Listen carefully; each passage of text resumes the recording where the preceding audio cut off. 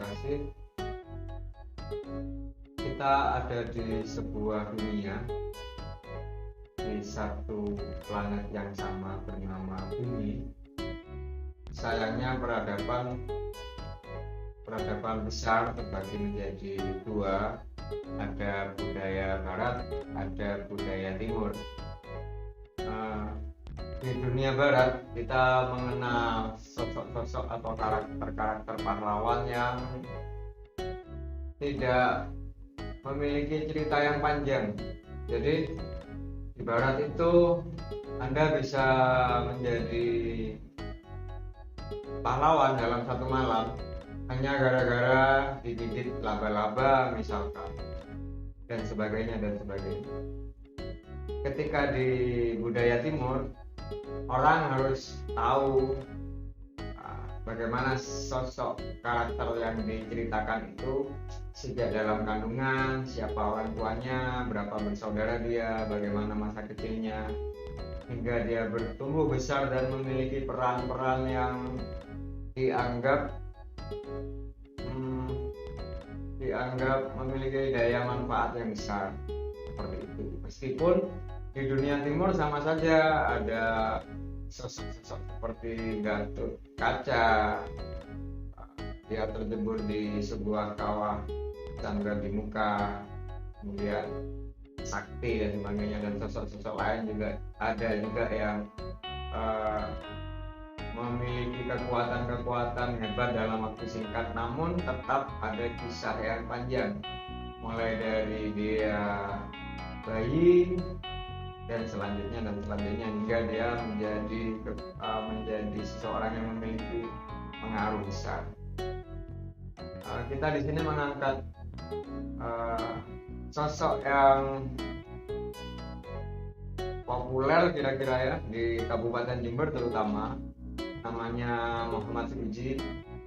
Kelak ketika besar ketika dia di usia yang cukup matang, dia terjun di dunia militer dengan pangkat terakhir adalah Letnan Kolonel. Seperti itu yang diceritakan dalam pameran arsip kali ini. Karena kita mengangkat satu tokoh, maka karakter-karakter yang lain bermunculan, bukan hanya terfokus pada satu tokoh. Kita tidak membesarkan satu tokoh saja, tapi tokoh-tokoh lain yang punya peran yang sama di masa revolusi mempertahankan kemerdekaan Indonesia 1945-1949. Saya kira itu ya tujuan diadakannya pameran arsip kali ini. Yang sayangnya karena ada kerja-kerja kuratorial kolektif di sini, maka arsip dipersingkat menjadi satu tokoh saja dan ditambahkan dengan sesi pertanyaan bebas secara, kalau boleh meminjam bahasa masa kini, adalah secara kepo ya. Bisa menggulirkan pertanyaan apa saja, membola salju boleh, dan selanjutnya hanya untuk mengkorelasikan seluruh pertanyaan-pertanyaan itu dengan arsip yang ada dan dikorelasikan juga dengan kejadian sebenarnya apa yang terjadi di masa itu.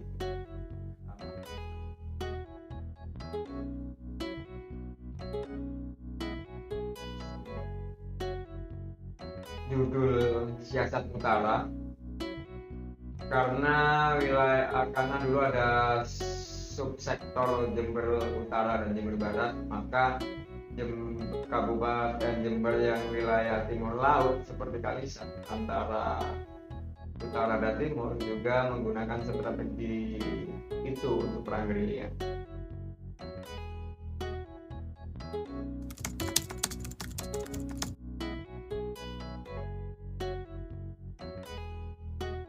Seruji itu kan baru masuk dunia militer ketika ada program peta ya, pembela tanah air yang waktu itu kita sedang dijajah Jepang. Jepang butuh nih untuk perang Asia Timur Raya. Rencananya bukan membela tanah air Indonesia satu-satunya, tapi pasukan-pasukan ini sama nasibnya seperti Hebo, nasibnya dengan para militer yang digagas sebelum peta. Mereka bisa saja dikirim ke Kamboja dan sebagainya, Burma dan sebagainya. Yang patut dipahami, sebelum Tsurugi terjun di dunia militer pada akhir tahun 1943, dia di Jember lebih dikenal sebagai seorang medis ya. Dia mantri malaria di rumah sakit Jember, rumah sakit Paru sekarang, sejak 1938, sejak usia Tsurugi masih 23 tahun sampai menjelang dia memasuki latihan peta angkatan pertama di Bogor. Jadi sebagai mantri malaria, Tsurugi harus tahu nih seluruh Kabupaten Jember, Kalisa, Sukowono, sampai Tempurjo dan sebagainya.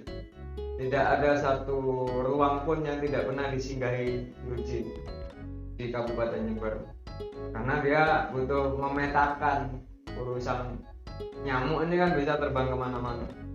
Urusan sanitasi air dia harus paham, urusan got-got yang mampet dia juga harus paham, urusan irigasi dan sebagainya itu wilayahnya Tsurugi. Selain mengadakan edukasi ke masyarakat bahwa malaria ini bisa melemahkan semangat bangsa. Jadi baik di masa Belanda maupun di masa Jepang, malaria itu dijadikan musuh negara. Sifatnya perang sama saja. Meskipun Tsurugi sipil, seorang mantri, tapi dia juga harus melakukan pemetaan dan terjun ke lokasi. Jadi ruangnya Tsurugi ada di dalam dan di luar kantor, outdoor, indoor. Maka dari itu saya kira Tsurugi termasuk bukan orang yang secara sukarela mendaftarkan diri ke program pembela tanah air, melainkan sudah dipilih oleh pihak intelijen Jepang. Dan karena awalnya dia masyarakat sipil, manten anyar juga, tahun 1939 dia menikahi seorang perempuan asal Madura namanya Mas Roro Rukmini. Maka dia benar-benar tidak pernah merancang bahwa dia akan menjadi pejuang. Hidupnya biasa saja, kalau sore bermain badminton bersama teman-temannya, dia menyukai sepak bola, dia aktif di organisasi keagamaan, aktif di Indonesia Muda. Angkatan Indonesia Muda ini dulu organisasi di dalam Muhammadiyah di Jember. Tsurugi juga menjadi pengurus inti di Muhammadiyah Kabupaten Jember, terhitung sejak tahun 40 sampai Dipangkatan.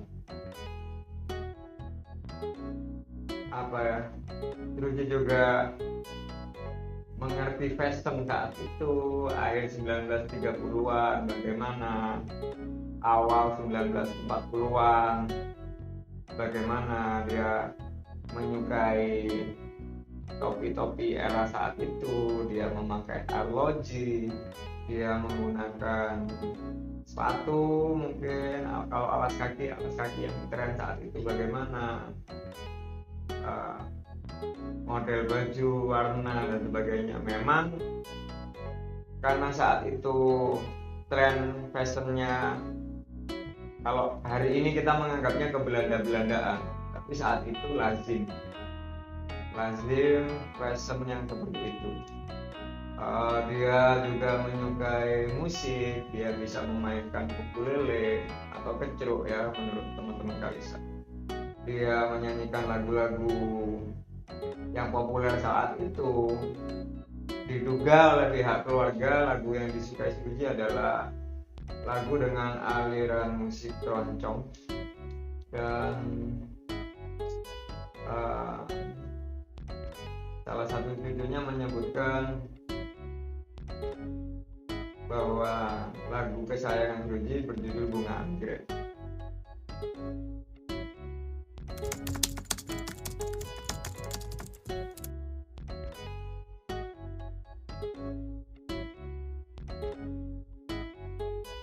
Lalu sejarah mencatat pada Desember 1943 Suji lulus dari program Diklat Pembela Tanah Air Angkatan Pertama di Bogor, pulang dengan pangkat Sudanko waktu itu. Antara tahun 44 sampai menjelang kemerdekaan, Suji ada di antara Jember Barat dan Jember Selatan ya, di sebuah wilayah bernama Kencong. Di sana dia membentuk paramiliter rakyat saat itu. Jadi sifatnya pasukan yang digagas di masa Jepang itu, mereka harus berkembang biak dengan cepat karena kebutuhan besarnya adalah perang Asia Timur Raya tadi, dengan propaganda membela tanah air sendiri. Propagandanya seperti itu. Dan ketika Indonesia merdeka dengan pernyataan politik proklamasi 17 Agustus 1945, sampai saat itu Suji tetap melakukan kerja-kerja memperbanyak jumlah badan keamanan rakyat. Di tahun yang sama 1945 dia sudah ada di titik tempur di perang yang kita kenal sekarang, perang 10 November. Tahun 1946 posisi Suji sudah ada di Lumajang. Dia menjadi komandan Menah Koncar waktu itu. Nah, yang yang kemarin diceritakan teman-teman di hari-hari pertama pangkalan arsip ini kan, posisi Suji di masa perang antara Indonesia versus Belanda, di agresi militer Belanda yang pertama 1947, lalu dilanjut agresi militer Belanda yang kedua Desember 1948 hingga selesai. Suji berhasil memimpin kepulangan orang-orang ex Karisidenan Besuki dari Karisidenan Kediri waktu itu, pulang berjalan kaki sekitar 5.000 sampai 6.000 rombongan besar, pulang di bawah garis musuh, kita mengenalnya sebagai Ringgit Action. Nah, dia memimpin itu. Waktu itu dia baru saja memegang jabatan sebagai Komandan Brigade 3 Divisi 1 Damarulan, yang posisinya setara dengan Siliwangi di Jawa Barat.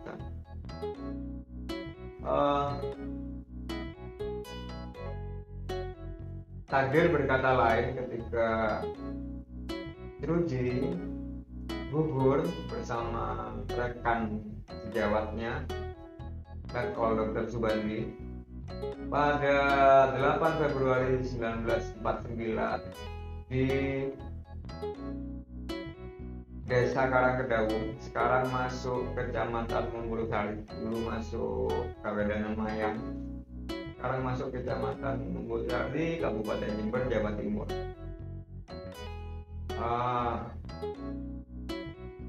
Karena pemimpin tertinggi di Karesidenan Besuki dinyatakan gugur dan jenazahnya dipertontonkan di depan markas utama pasukan Belanda, pasukan kulit putihnya, di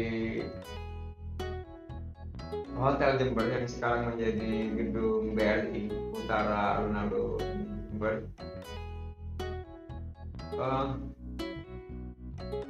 Jenazahnya dipertonton dari Karangkedawung dibawa ke pusat kota Jember, dipertontonkan, tidak dimuliakan, lalu digeletakkan begitu saja di pelataran markas mereka. Kalau besoknya jenazah itu tidak dijemput oleh salah satu tokoh lokal di wilayah kota Jember juga, di daerah Kreongan, namanya Kiai Dahnan, mungkin dia akan tetap, jenazah Suruji akan tetap ada di sana hingga membusuk, hingga menimbulkan penyakit-penyakit baru mungkin ya. Hanya karena pihak Belanda ingin mempropagandakan bahwa komandan kalian sudah kami lemahkan, maka menyerahlah, percuma menyerang kami, senjata kalian kalah, pemimpin kalian tidak ada. Itu pesannya. Dan semangat pasukan-pasukan Seruji memang terbukti segera kendur, meskipun tidak semuanya, masih banyak yang berjiwa militan. Dan hari berganti, bulan pun berganti, posisi Seruji kemudian digantikan oleh Ahmad Rifai, yang awalnya dia posisinya sebagai komandan batalion di bawah Seruji di seluruh Kabupaten Banyuwangi. Karena ada perbedaan persepsi antara komandan baru dengan pasukan-pasukan yang tersisa, maka di tahun yang sama pada 1949 pasca bulan Juli waktu itu, tiba-tiba Imam Soekarto dan kawan-kawan memimpin perjuangan dengan mengibar-ibarkan nama Muhammad Seruji di mana-mana, terutama hanya di Jember Utara dan Timur. Nama Seruji dijadikan nama markas tentara kita. Jadi di Kalisat ada markas bernama Markas Seruji, di perbatasan Satu Kawono ada markas Seruji, sampai di Maisan Bondowoso dan ke arah sana ada markas Seruji, di Mayang ada markas Seruji. Di berbagai tempat dikibarkan nama Seruji itu hingga ke Jelbuk dan ke wilayah atas lereng selatan Argopuro yang masuk Kecamatan Arjasa dan Jelbuk. Kenapa harus seperti itu? Itu menyampaikan pesan juga kepada secara internal kepada masyarakat Kabupaten Jember dan secara eksternal tentu kepada pihak Belanda itu sendiri, bahwa semangat juang Seruji masih ada.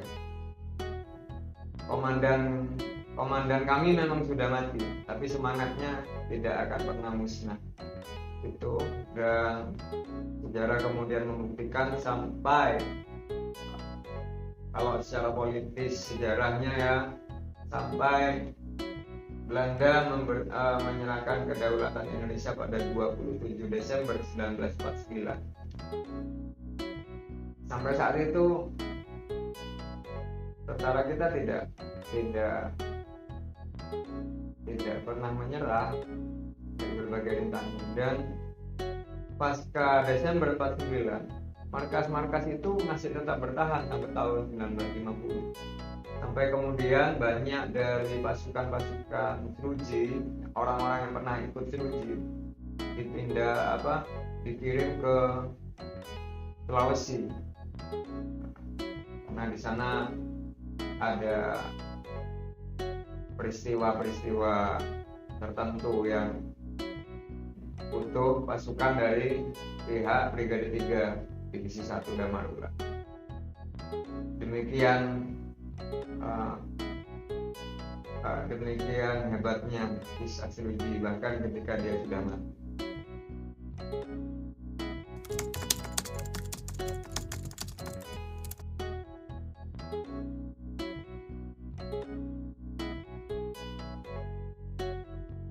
Jadi pameran arsip Siasat Utara yang digelar sejak 1 Februari hingga 8 Februari 2022 ini untuk mengenang hari lahir dan gugurnya Letkol Muhammad Seruji,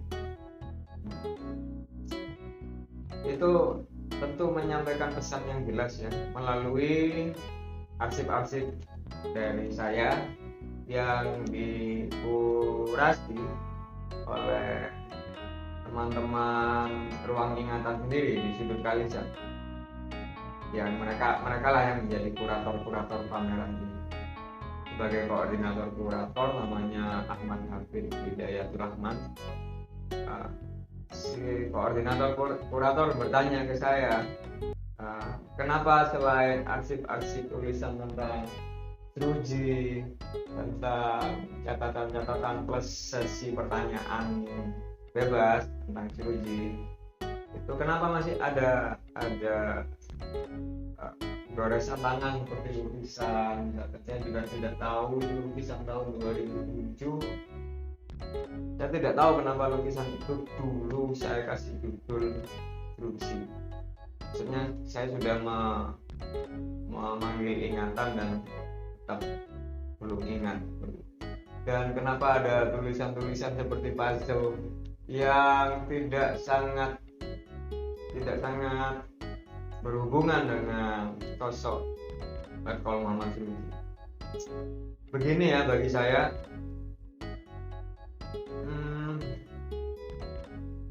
seseorang siapapun dia akan tetap ada ketika kita bersedia mengingatnya.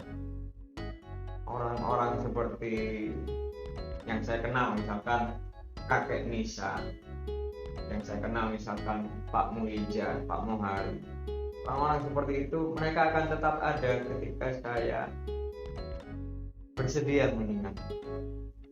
Sedangkan daya ingat itu terbatas. Kenapa terbatas? Saya memanggil ingatan untuk kenapa saya melukis tahun 2007 ini judulnya Seruji aja saya nggak ingat. Untuk mengawetkan ingatan, satu-satunya cara yang terbaik menurut saya adalah mencatat.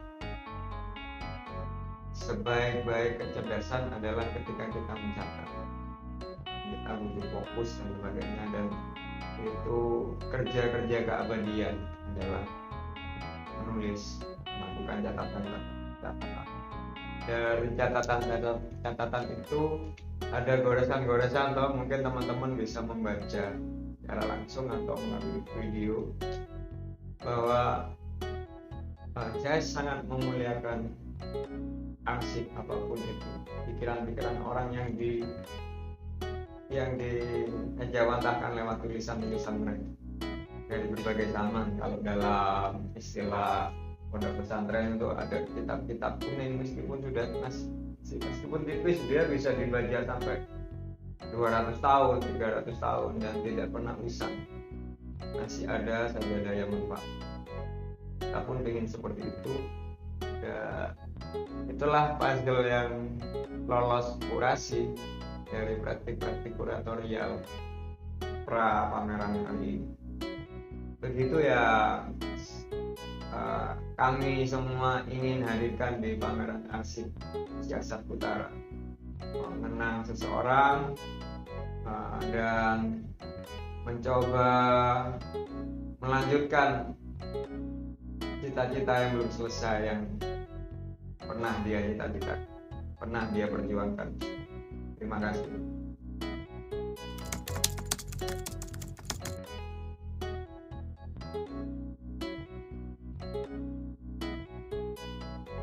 Banyak orang bertanya ke saya, kenapa sih kamu kok suka atau hobi atau respect pada sosok Muhammad Firujie hingga mencari dengan sukarela orang-orang yang pernah bersama atau ada di lintasan-lintasan sejarah di masa yang sama dengan Muhammad Firujie. Kenapa saya melakukan itu? Saya punya jawaban sederhana untuk menjawab pertanyaan-pertanyaan saya di masa kecil, untuk melengkapi kenangan-kenangan saya di masa kecil. Hanya itu saja. Dan untuk memberi rasa hormat kepada almarhum orang tua saya, terutama pada bapak saya. Ketika Anda ingin tahu lebih luas lagi apa dan bagaimana keinginan saya, kebetulan pernah saya tuliskan di buku berjudul Durahem karya saya sendiri, Arzid Hakim. Di sana ada bab khusus tentang Muhammad Firujie, tentang istri Muhammad Firujie, tentang ada bab yang lain berjudul Tanpa Durahem Mustahil Saya Mengenal Firujie, seperti itu. Jadi Durahem itu nama panggilan masa kecil bapak saya, Abdul Rahim namanya, Abdul Rohim, dipanggil Durahem. Saya punya kenangan yang luar biasa banyak sekali dengan orang tua saya, selayaknya anak dengan orang tuanya yang mungkin seperti itu. Dari sanalah mungkin ya pemicunya, hingga kemudian pada medio 2010-2012 saya bisa mengenal cucu dari keluarga Letkol Muhammad Firujie. Yang pertama namanya Mas Icang atau Mas Rizal. 2010 saya kenal melalui media maya.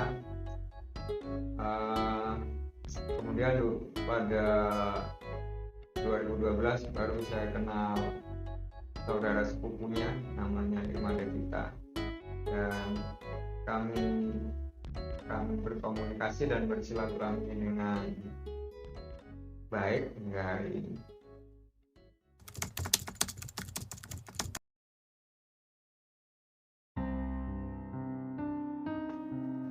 Pesan yang ingin saya sampaikan, saya pribadi sampaikan melalui pameran arsip siasat putaran yang diselenggarakan teman-teman muda di Kecamatan Kalisat sendiri, yang biasa berkumpul di Museum Juang Firujie dan di ruang ingatan.